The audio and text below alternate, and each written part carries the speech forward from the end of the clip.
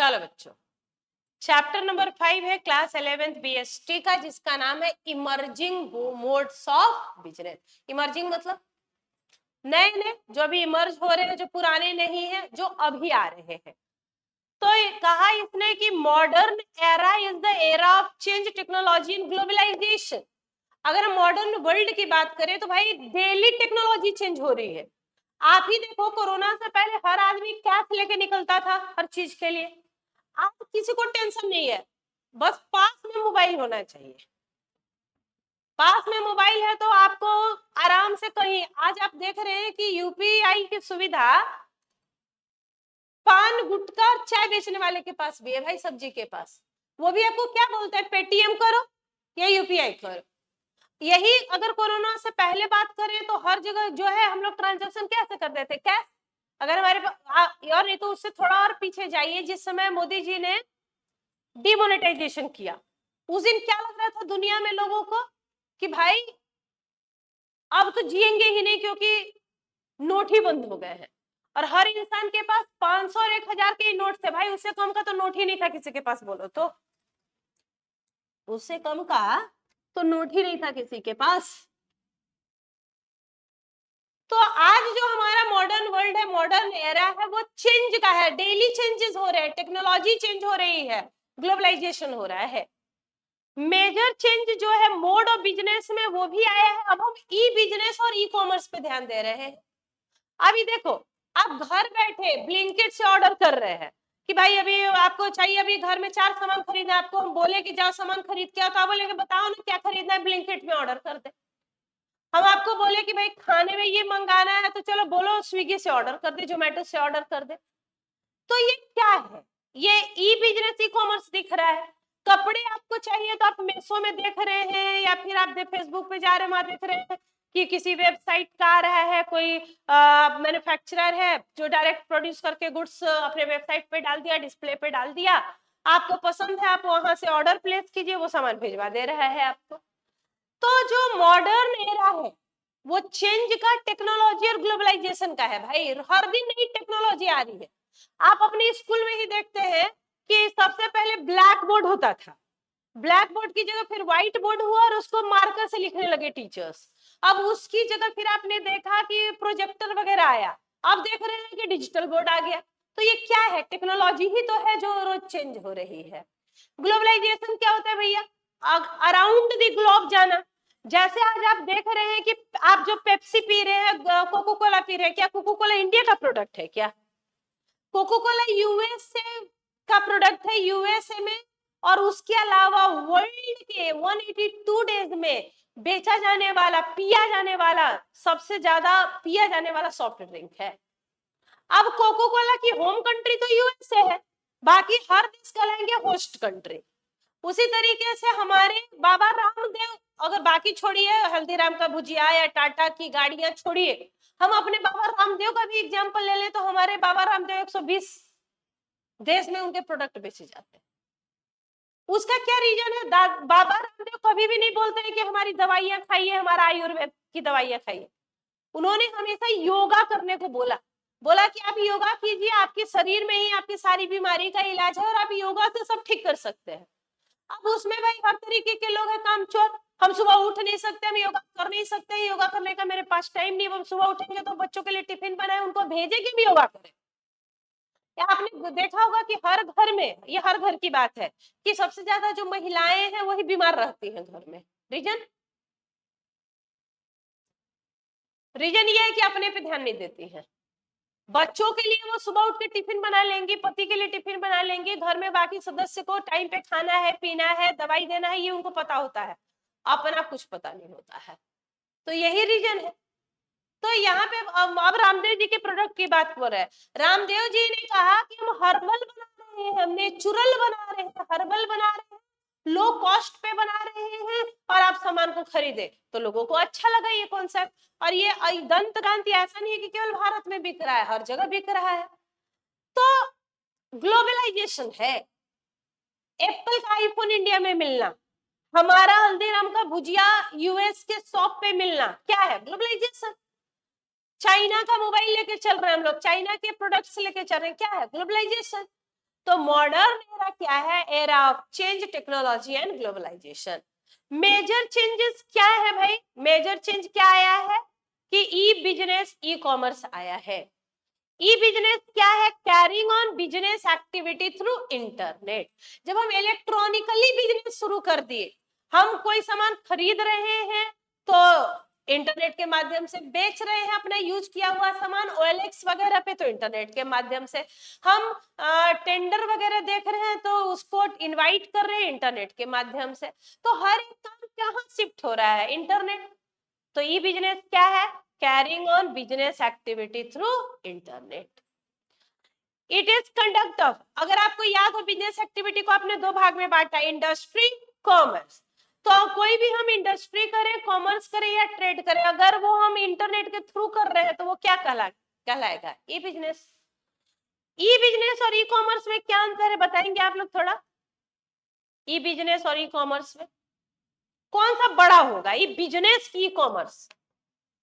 ई business बड़ा होगा, business के अंदर कॉमर्स आता है ना।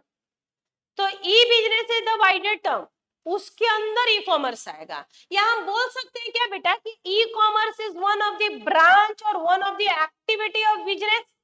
तो कॉमर्स में हम क्या करते होंगे? खरीदते बेचते होंगे। हम बोल सकते हैं कि it exclusively deal in distribution of goods and services. जबकि ई बिजनेस में तो सब कुछ करेंगे, production, sale, distribution, after sale, interfirm, intrafirm transaction, accounting, management, सब कुछ करते होंगे हम अगर इंटरनेट के माध्यम से। तो ई बिजनेस कर रहे हैं और केवल सामान खरीद के और बेच रहे हैं, खरीद के बेच रहे हैं, डिस्ट्रीब्यूशन कर रहे हैं, तो ई कॉमर्स कर रहे हैं। यानी e business is the wider term, e commerce is one of the branch और एक्टिविटी ऑफ ई बिजनेस। यहां तक बात ठीक है? तो चलिए यहां तक आप नोट कर ले, तो हम आ जाए बेनिफिट्स ऑफ ई बिजनेस। चलिए सारे बच्चे नोट करेंगे। चैप्टर नंबर 5 है इमर्जिंग मोड। नोटिंग डाउन शुरू करें तो फिर हम आगे बढ़ेंगे।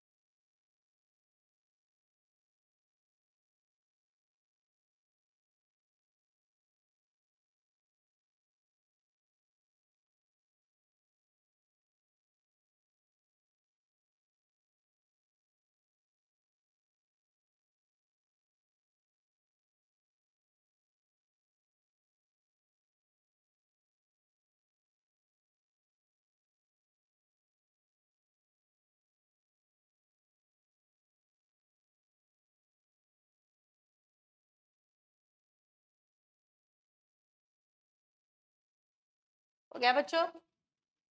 यहां तक हो गया है?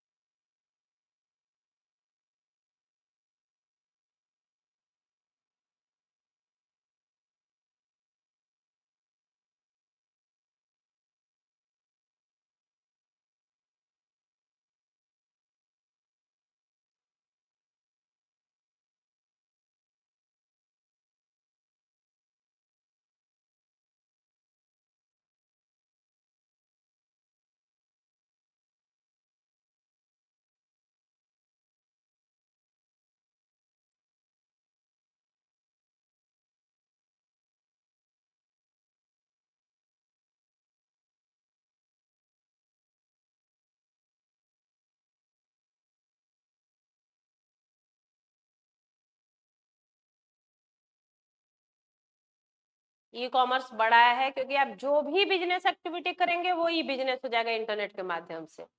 ई कॉमर्स छोटा है क्योंकि वहां पे हम केवल खरीदेंगे बेचेंगे।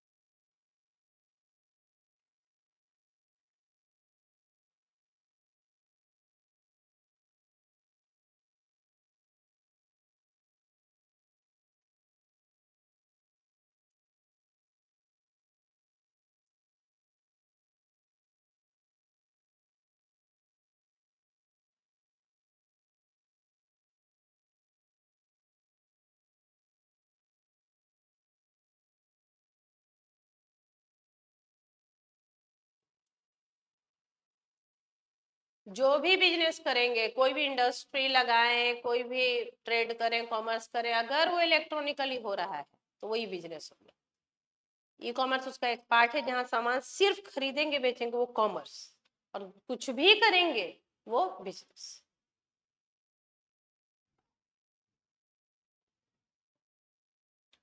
फायदा क्या है ई बिजनेस का मुझे बताना। अब मान लो मैंने सोचा कि मोबाइल की का शॉप खोले। अब मुझे क्या करना होगा, मोबाइल का शॉप अगर ट्रेडिशनल बिजनेस होगा, एक दुकान लेनी होगी। दुकान मेरा अपना हो सकता है, नीचे मकान, नीचे दुकान ऊपर मकान, या फिर मुझे कहीं रेंट पे लेना होगा। तो एक तो भैया शॉप की इमीडिएट जरूरत हो गई। दूसरा, कुछ मोबाइल्स भी तो ऑलरेडी चाहिए डिस्प्ले करने के लिए, क्योंकि लोग आए देखें उसको, छुए, आपसे मांगे, उसके बाद फीचर्स जाने तो खरीदे। दूसरा, मोबाइल का दुकान खोल लिए, मेन रोड पे दुकान खोल लिए, रोज डस्ट उड़ रहा है, जब इधर से गाड़ी जा रही है धूल भर जा रहा है। एक आदमी रखे डस्टिंग, भाई कोई आएगा वेगा उसको थोड़ा पानी मांगेगा, पानी पिलाना, डस्टिंग करना, बाहर में पर्चा लेके खड़े रहना, पैम्पलेट बांटना, तो एक आदमी। मतलब एक कमाया धमाया कुछ नहीं। खर्चा देखो, दुकान का रेंट जाने लगा, उस आदमी का तनख्वाह जाने लगा, बिजली पानी का खर्च जाने लगा, शुरू हो गया कि नहीं ये सब चीजें। और ई बिजनेस होता तो मुझे क्या करना है, सिर्फ वेबसाइट बनाना है, वेबसाइट पे अपने गुड्स डिस्प्ले करने हैं, जो भी वेबसाइट को सर्च करेगा वो मुझे ऑर्डर प्लेस करेगा, उसको सामान भिजवाना है, यही करना था ना। तो बेनिफिट्स में आ जाइए बेटा, ई बिजनेस के बेनिफिट्स क्या क्या है। पहला, easy to form and lower investment is required. बहुत आसान है, क्योंकि हम लिटिल इन्वेस्टमेंट से घर बैठे जो है शुरू कर देंगे अपना, बस एक ही काम करना है, वेबसाइट अपना बनाना है। शुरू हो जाइए बेनिफिट्स में। Benefits of e business.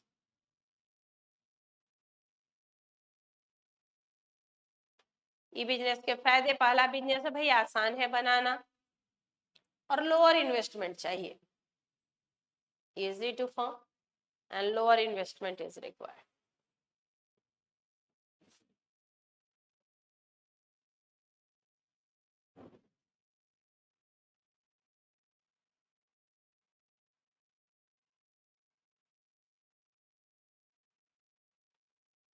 आसान है बनाना, कम इन्वेस्टमेंट में हो जाएगा। बस बिजनेस शुरू करने के लिए अपना वेबसाइट चाहिए और धंधा शुरू। दूसरा कन्वीनियंट, कन्वीनियंस आसान तो है। क्यों आसान है? घर बैठे 24/7 बेसिस पे आप बिजनेस कर सकते हैं। अब मुझे कोई गुड्स बनाना था, अब दुकान, मुझे पता चला कि भाई दुकान तो यहाँ 9 बजे खुलती है, रात को 9 बजे बंद हो जाती है, मुझे कोई गुड्स का नीड है रात को 11 बजे, तो यहाँ तो ट्रेडिशनल बिजनेस में मिलेगा नहीं, यहाँ तो 24/7 सुविधा उपलब्ध है, मिल जाएगा, कन्वीनियंट है। घर बैठे कहीं जाना है, मार्केट में धक्के खाने हैं क्या मुझे जाके, कि घर बैठे ही हम सामान ऑर्डर कर रहे हैं और सामान आ जा रहा है, गोरा घर बैठे ही आ जा रहा है सामान। हाँ दीदी जी आगे बढ़िए। कन्वीनियंस, शॉपिंग आसान है, घर बैठे बिजनेस कीजिए, मेसो से कपड़ा मंगाना है घर बैठे आ जाएगा बेटा, स्विगी से खाना आ जाएगा, जोमेटो से खाना आ जाएगा, खाना कपड़ा सब आ ही गया घर में। क्यों जाना है सड़क में? बारिश हो रही है तो हम लोग सोचने लगते हैं ना भाई बारिश हो रही है, अभी जो मौसम चल रहा है उसमें बारिश होने लग रही है कभी भी।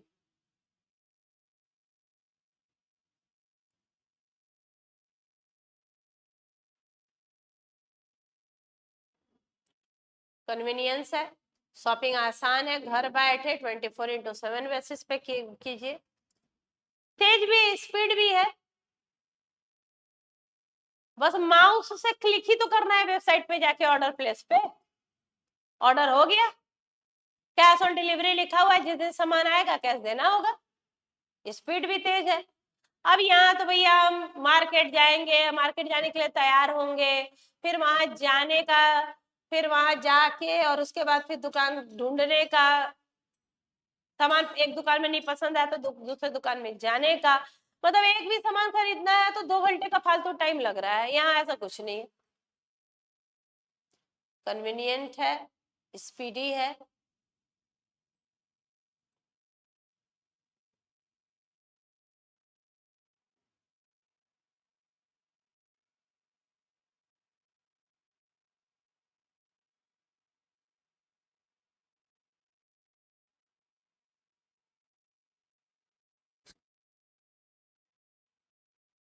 स्पीड क्यों तेज है? क्योंकि इंफॉर्मेशन, खरीदना बेचना सब जस्ट क्लिक ऑफ माउस से हो रहा है, ग्लोबल रीच है। अब हम जो सामान मंगाते बेटा अमेजोन से, वो हम क्या यहाँ के लोकल वेंडर से खरीद रहे हैं क्या? कहीं से हो सकता है हम यहाँ बैठे हुए हम झारखंड में, हम सामान महाराष्ट्र से मंगा रहे हैं, हम सामान गुजरात से मंगा रहे हैं, सामान राजस्थान से मंगा रहे हैं, ग्लोबल रीच। और नहीं तो मेरा बुक मंगाने का मन है तो हम अली बाबा से भाई फॉरेन से बुक मंगा ले रहे हैं।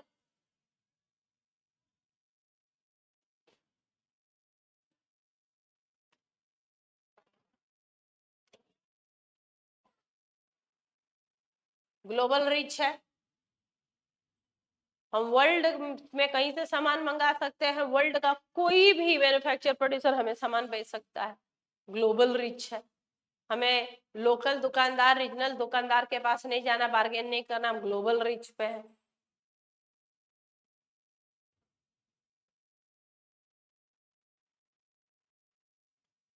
कॉस्ट सेविंग हो रहा है, इकोनॉमिकल है। क्यों? यहाँ ना तो कोई मिडिल मैन है, ना शोरूम, ना कुछ करना है, बस एक वेबसाइट बनाना था, गुड्स डिस्प्ले करना था, कोई मिडिल मैन नहीं। कॉस्ट सेविंग भी हो रहा है, इकोनॉमिकल हो गया, कम पैसे में काम हो रहा है भैया, कॉस्ट सेविंग, कॉस्ट सेविंग। नींद आ रहा हो तो जाइए मुंह पे पानी मार के आइए थोड़ा बाहर।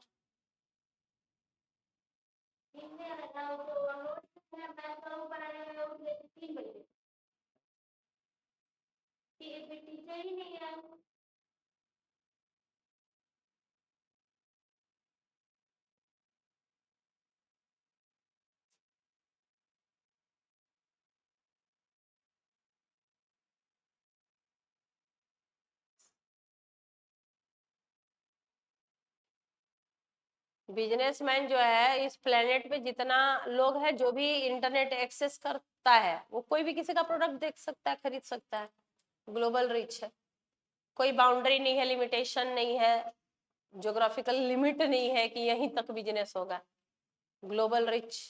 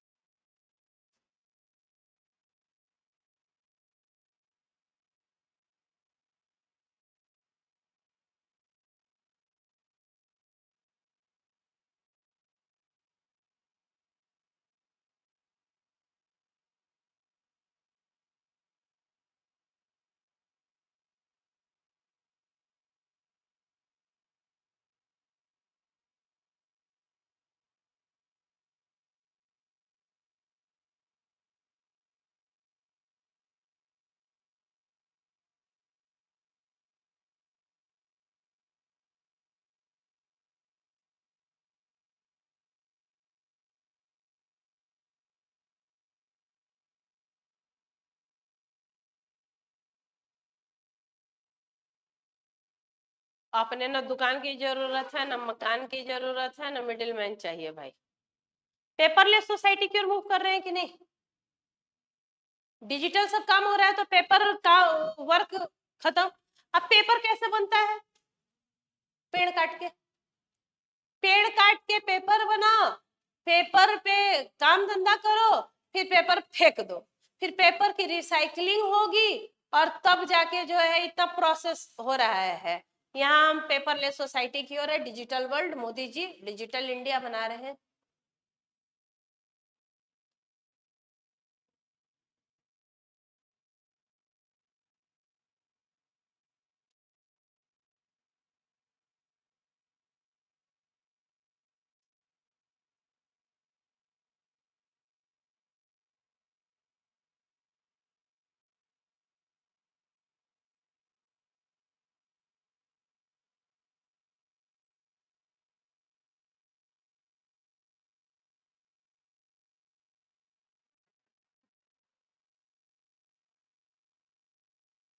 आज आईटीआर रिटर्न भरना है, जीएसटी ऑडिट कराना है, जीएसटी रिटर्न भरना है, पैन के लिए अप्लाई करना है, पासपोर्ट के लिए अप्लाई करना है, सब कैसे हो जा रहा है? Online, paperless society.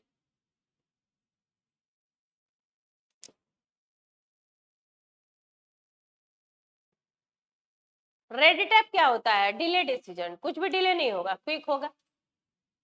Movement towards paperless society, it reduces the dependence on paper and red tape. Nowadays filing of ITR, GST return, all are online.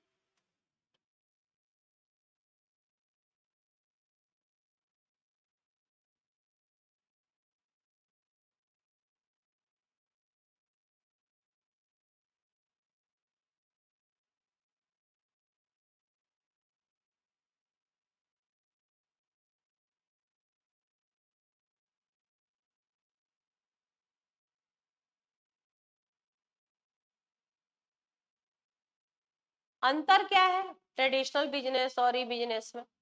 E business बनाना आसान है, वहां मुश्किल है।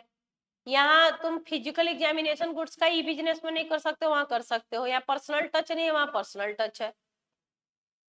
यहाँ तुमको प्रोफेशनली क्वालिफाइड आईटी प्रोफेशनल वगैरह चाहिए, वहां तो सेमी स्किल्ड अनस्किल्ड से भी काम हो जाएगा। Difference between e commerce, E business and traditional business. Difference between e business and traditional business समझ लेते हैं पहले, फिर लिख लीजिएगा। सुनिए, बेसिस ऑफ डिफरेंस बना लीजिए, किस आधार पे डिफरेंस बना रहे हैं, ई बिजनेस और ट्रेडिशनल बिजनेस कॉलम बना ले। पहला डिफरेंस है फॉर्मेशन का। कौन आसान है बनाना? ई बिजनेस। क्यों? ना शोरूम चाहिए, ना दुकान चाहिए, ना लोग चाहिए, ना कुछ नहीं चाहिए, बस वेबसाइट चाहिए, शुरू, इजी टू फॉर्म। ये डिफिकल्ट है। कहाँ पे पर्सनल टच होगा? जहां आप सामान को छू के देख के जा सकते हैं, फेस टू फेस जा सकते हैं, सेलर साहब से बात कर सकते हैं, नेगोशिएशन कर सकते हैं। ट्रेडिशनल में पर्सनल टच होगा, यहाँ कोई पर्सनल टच नहीं होगा। सेटअप कॉस्ट किसमें कम है? ई बिजनेस, वहां ज्यादा है। ऑपरेटिंग कॉस्ट किसमें है? यहाँ कम है, वहां ज्यादा है। लेंथ ऑफ बिजनेस साइकिल, कहाँ जल्दी काम हो जाएगा, कहाँ लेट लगेगा? ई बिजनेस में शॉर्टर, यहाँ लॉन्गर। ह्यूमन रिसोर्स की बात करें तो यहाँ टेक्निकली क्वालिफाइड और आईटी प्रोफेशनल चाहिए होंगे, यहाँ तो सेमी स्किल्ड अनस्किल्ड स्किल्ड किसी से भी काम होगा। फिजिकल एग्जामिनेशन पॉसिबल नहीं है, सामान को छू के देख के टच करके ये तो खराब है फाइबर, अच्छा है फाइबर नहीं बोल सकते हैं, यहाँ पॉसिबल। तो what is the difference between e business and traditional business? Note down करें, difference between e business and traditional business. इसके बाद लास्ट टॉपिक पढ़ना है स्कोप, B2B, B2C, C2C और intra B. Business to business, business to consumer, consumer to consumer. Intra B मतलब firm के ही अंदर, एक डिपार्टमेंट से दूसरे डिपार्टमेंट। यही था आपका यूनिट चैप्टर 5 खत्म। आज सेवा समाप्त कीजिए चैप्टर 5 तक का। अगले क्लास में दूसरे चैप्टर की ओर है हम लोग, ठीक है।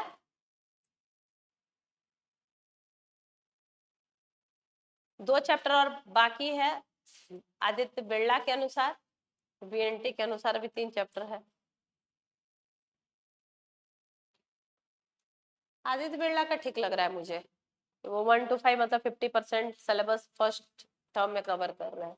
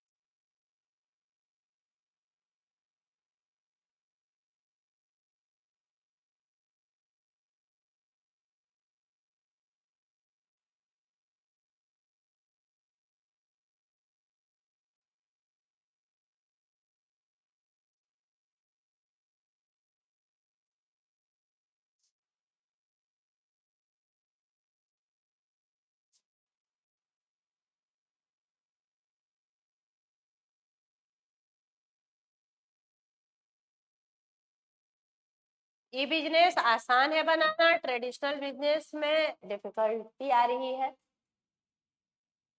पर्सनल टच नहीं है, आप यहाँ सामान को छू के देख के और सेलर से डायरेक्ट मिलके फेस टू फेस में भैया मेरे लिए थोड़ा नेगोशिएशन कर दीजिए, नहीं बोल पा रहे, वहाँ है पॉसिबल। सेटअप कॉस्ट भी कम है, ट्रेडिशनल में ज्यादा है, ऑपरेटिंग कॉस्ट भी कम है, वहाँ ज्यादा है।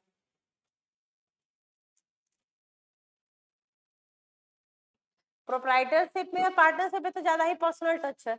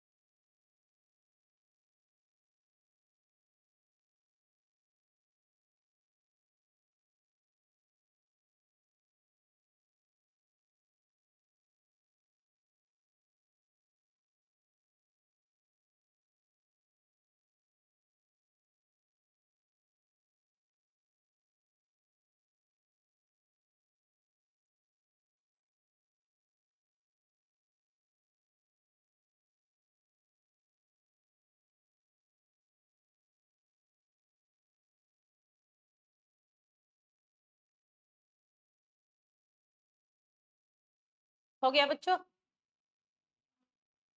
चलो स्कोप देखें, लास्ट टॉपिक है चैप्टर का, scope of a business. E business का मतलब सब कुछ, planning, organizing, marketing, production, after sales, sales, सब कुछ इलेक्ट्रॉनिकली, बस इंटरनेट के थ्रू होना चाहिए। There are various people and parties involved in electronic transaction. बहुत सारे लोग इन्वॉल्व है, बहुत पार्टी इन्वॉल्व है। These transactions are extended into 4 directions. 4 direction में ये मूव करेंगे। पहला है B2B कॉमर्स। एक एक ध्यान से समझ लीजिए, फिर नोट डाउन का काम कर लीजिएगा। तो पहला है B2B। B2B का मतलब है बिजनेस टू बिजनेस कॉमर्स, मतलब transaction taking place between two business units. अब देखो हम क्या कर रहे हैं, हम एक रिटेल का दुकान खोले, मोबाइल बेचेंगे। अब वो मोबाइल हम कहीं से खरीद रहे होंगे ना, या तो डायरेक्ट मैन्युफैक्चरर से या होलसेलर से।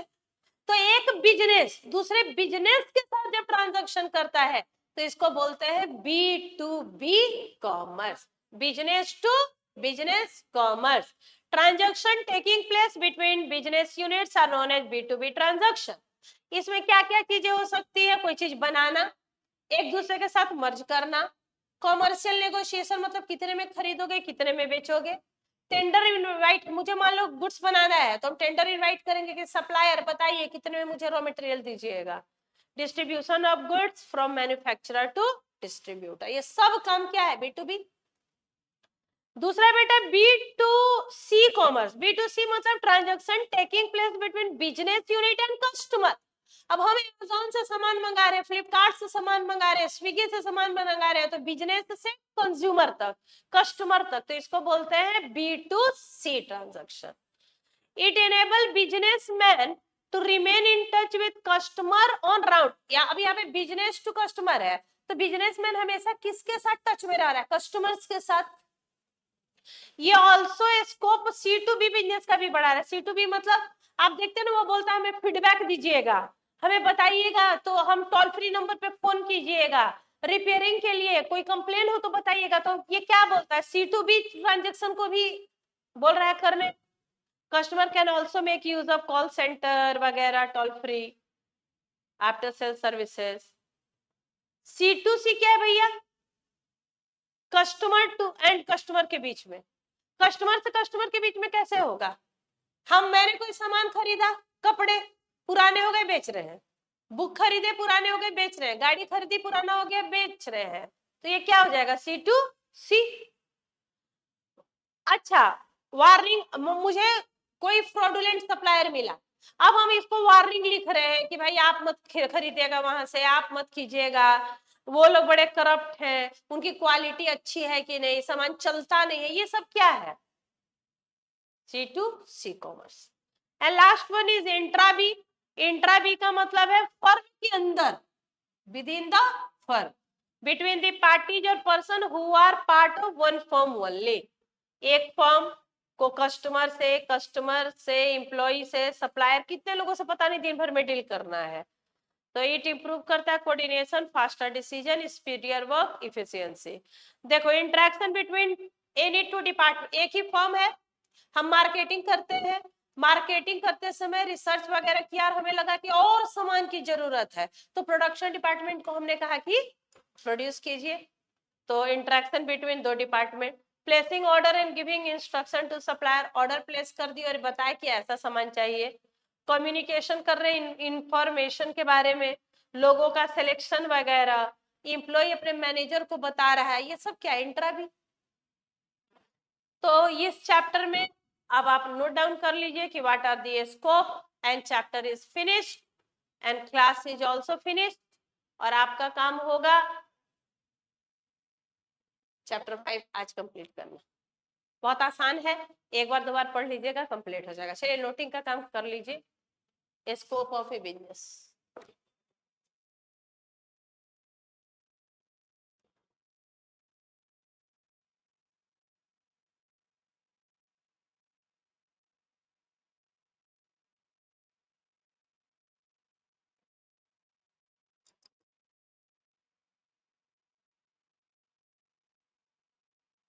जब तक टाइम नहीं हो जाता है बैठ के थोड़ा सा एक बार क्या लिखे चैप्टर 5 को रीड कर लीजिएगा लिखने के बाद, ठीक है, कर लीजिए तो अब चैप्टर 5 फिर याद करना आसान होगा।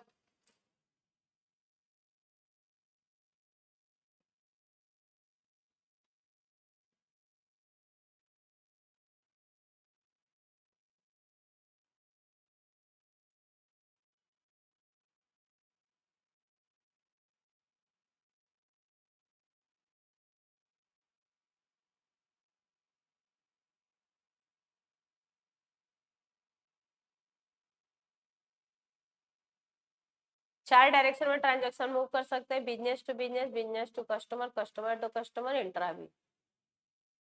तो चार तरीके का क्वेश्चन यहाँ से पूछ सकता है। बेनिफिट बताओ ई बिजनेस का, डिफरेंस बताओ ई बिजनेस ट्रेडिशनल बिजनेस, स्कोप बताओ, और ई बिजनेस और ई कॉमर्स के बारे में बताओ।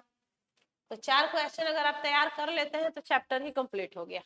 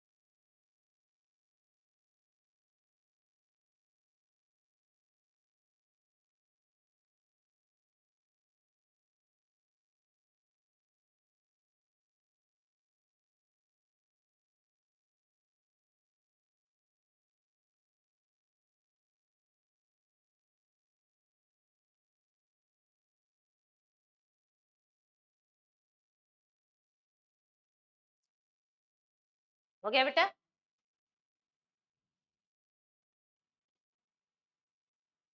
Transaction taking place between business units, B2B, business to business, business to customer, customer to customer, intra B.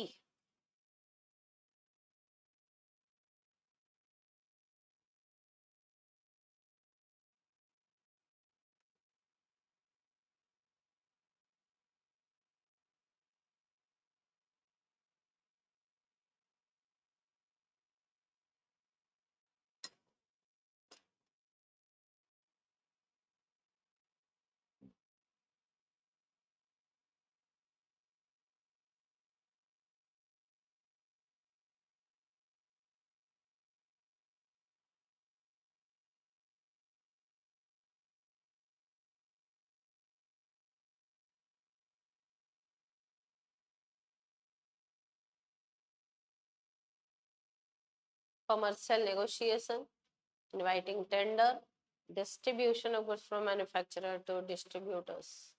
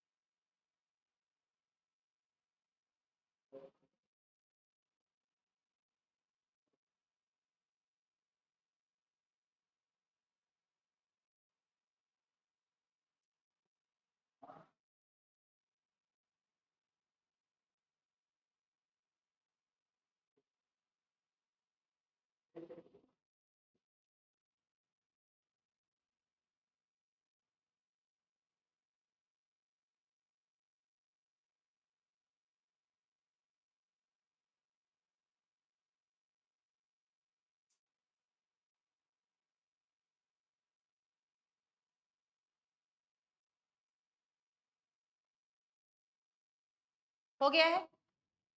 B2C commerce,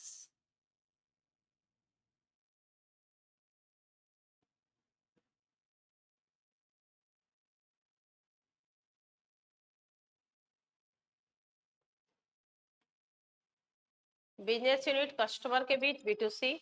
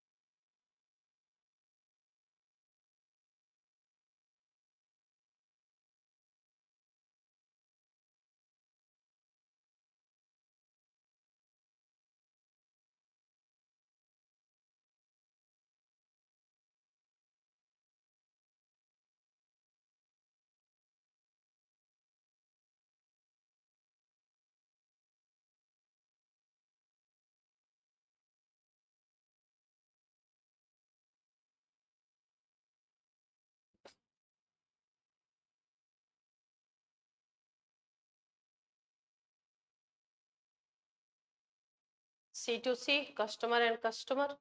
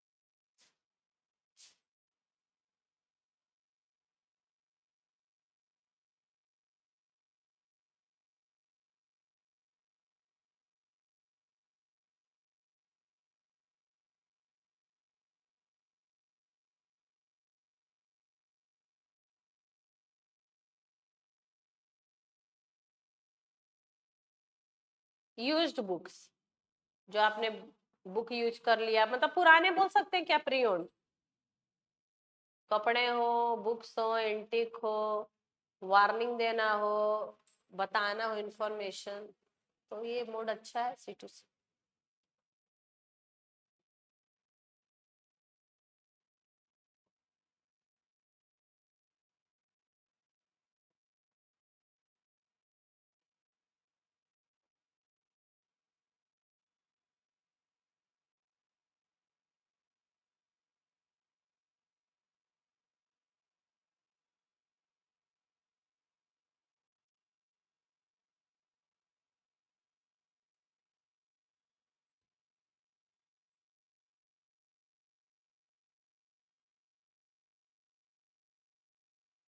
intra भी,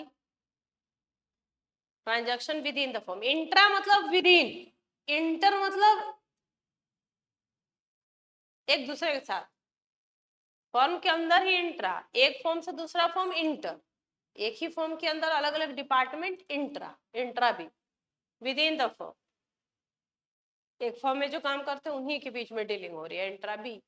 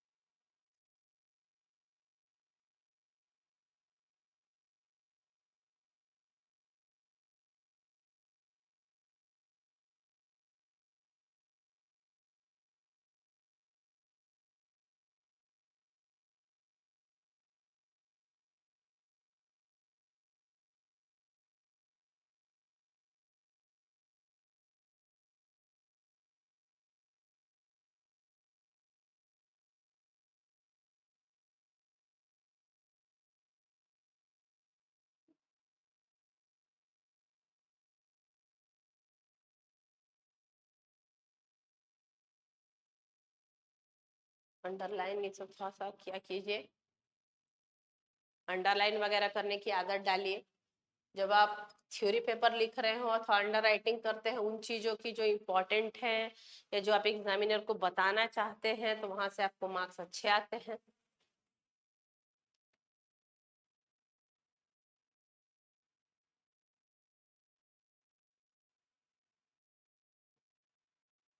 ये था आपका चैप्टर जिसका नाम था इमर्जिंग मोड ऑफ बिजनेस।